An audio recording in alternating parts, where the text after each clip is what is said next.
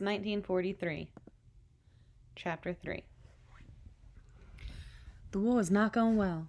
Thomas has been gone for more than a year and a half, and his letters are few and far in between. It's for the best, I know. Mama couldn't read more of the kind of news he'd been sending.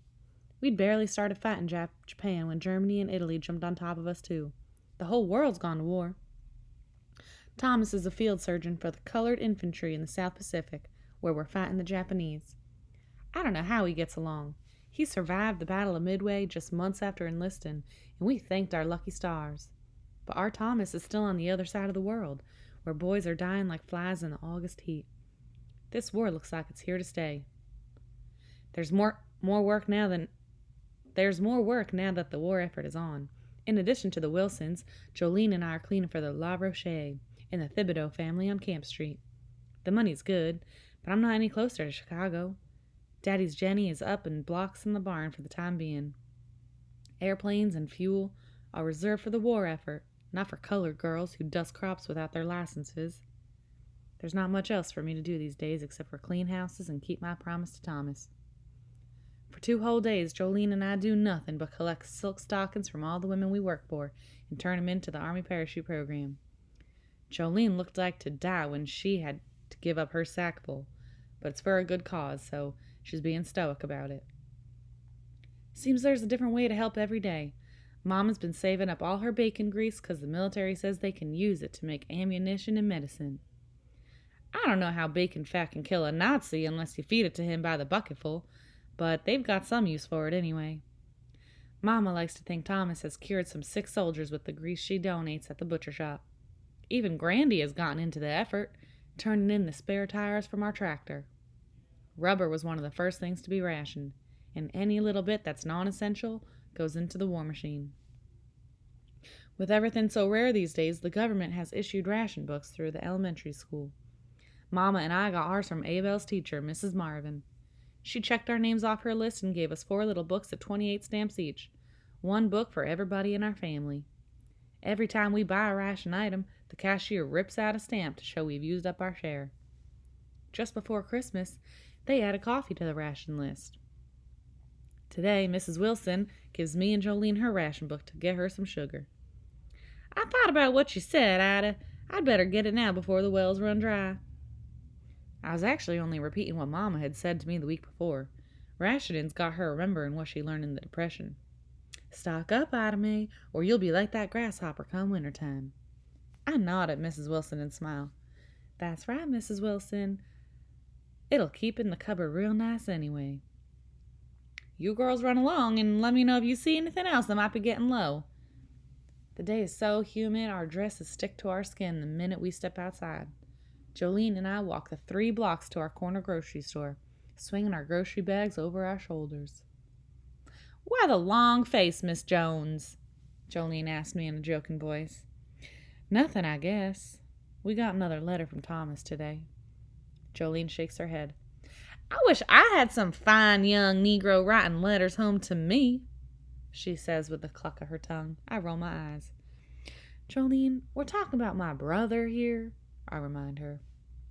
She gives me a look, raising her eyebrow. I know. He's fine. Oh, no, you are something else, I exclaim. I know that, too, Jolene replies, shaking her hips. You can put that in your next letter to him for me. I laugh in spite of myself. You're terrible. Jolene smiles. Don't tell him that part. Besides, you're smiling again, aren't you? Yeah, I sigh. Just pointing it out makes my smile fade. In his letter, Thomas said things are bad out there. Not in so many words, but I can tell. That's war, Jolene says, as if she's lived through more than one. But I know she's right. Still, it seems silly. Thomas has men dying on the table in front of him every day, and we sit here hoarding sugar and saving rubber? Like that's going to make a difference. Jolene shrugs. What else can we do? We don't fight the wars, and I wouldn't want to anyway.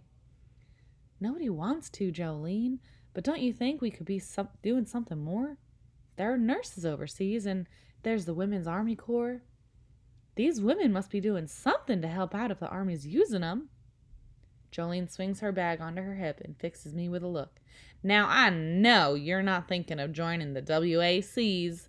You want to be a secretary, you can do that right here at home. They do more than that, I protest. Like radio operators and such. Jolene shakes her head. Ida, those women are either man-hungry or funny in the head. No, ma'am, we are exactly where we belong. On the corner of St. Charles and Camp Street, loading up on sugar? Jolene Dupree, you sure do aim low. Jolene harumphs and keeps walking. Call it what you will, but I'll be alive and looking good when those boys come home again. Remind them of what they've been fighting for. We're in front of the grocery store now, but Jolene's not done reprimanding me. We step to the side of the doorway to let an old lady pass us by. Jolene looks up at me, and I notice, for the first time, sorrow in her face. Men do the fighting, Ida May. Women take care of the home. You can be proud of that. It's enough. Too much sometimes, but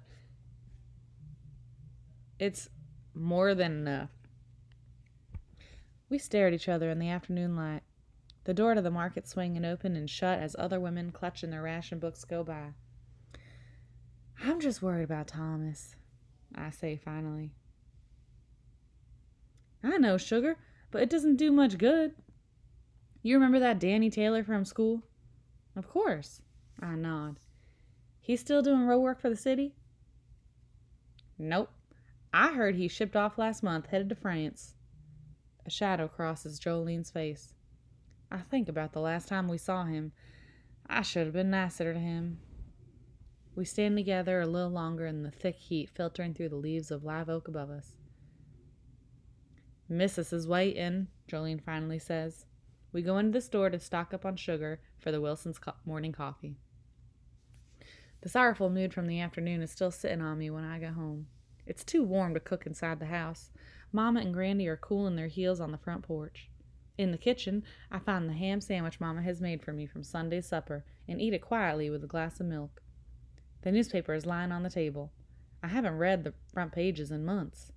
I don't want to read any more about the war. Instead, I hunt for the recipes page and learn thrifty new ideas for using Spam and an apple pie recipe that doesn't use apples. Abel's upstairs, Mama calls to me from the front porch. Why don't you see him to bed for me, Ida? All right, Mama. I fold up the newspaper and clean up the dishes before trudging up the stairs. The air is warmer at the top of the landing, but the windows are all open, and the slightest breeze is pulling through the upper rooms of the house. Abel's sitting on his bed, already in his pajamas, playing with a wooden horse the size of a small kitten. Hi, Abel. Mama says it's time for bed. Hey, Ida May. Abel's smile sparkles. He pulls his knees up to his chin and draws the covers up around him. It's too hot for a quilt, but it makes me sweep. Sleep makes you sleep, I tell him, and sit on the edge of his bed. The quilt is just a good reminder. How was class today? School starts early in Slidell, so kids can be home to help with the spring and summer harvests. Abel shrugs. It was all right. It's too hot for school, too. I got you something, though. What is it? I ask him, half afraid it'll be some frog or worm he found in the fields, but Abel surprises me by reaching beneath his pillow and pulling out the front section of today's newspaper. Mrs. Marvin read it to us on the 3rd page. She said it was all part of what we can do for the war effort. I turn up the lamp beside Abel's bed and search for the article. My eyes widen when I see it. Free a man to fight, the headline says. Mrs. Jackie Cochran, the cosmetics mogul and celebrated pilot, has joined forces with the United States Army to train women as ferrying pilots, freeing men to fight in the war effort overseas. The program will be called the Women Air Force Service Pilots Program, an offshoot of the Women's Auxiliary Ferrying Squadron, begun by Nancy Love. I squint at the fine print in the yellow glow of the lamp. I can't believe a word I've just read. I read it again, and a third time. My heart starts to thump a little louder in my chest. They're doing it, Ida, Abel says excitedly. Making women pilots, just like those Russian ladies you're always talking about. Only ours get to fly planes, not brooms.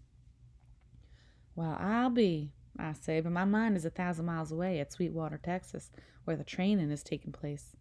Sweetwater must be nothing but a wide open sky. I take a deep, calming breath. Don't get ahead of yourself, Ida May.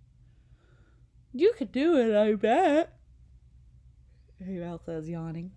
I look at the clock on the dresser. It's getting late. You need to sleep, little man.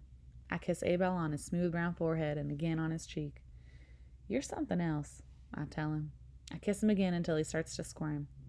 Thank you, I whisper into the shell of his ear. Good night. I run down the stairs as fast as I can. On the front porch, I race by Mama and Grandy.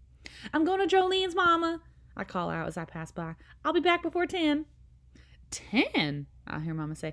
Ida, May. But I don't hear any more. I gotta tell Jolene about this. It's what I've been looking for. It's a sign from heaven above. I don't go to Jolene's, though. I'm halfway through the strawberries when I realize she won't even be awake by the time I get there. Instead, I head out into the fields where my daddy used to work so hard and lie down between the rows of sweet green leaves. I look up at the sky, the same sky my daddy loved. Daddy had gotten it into his head one day back in 1934 that a crop duster plane was the way to go for farmers. It was the future.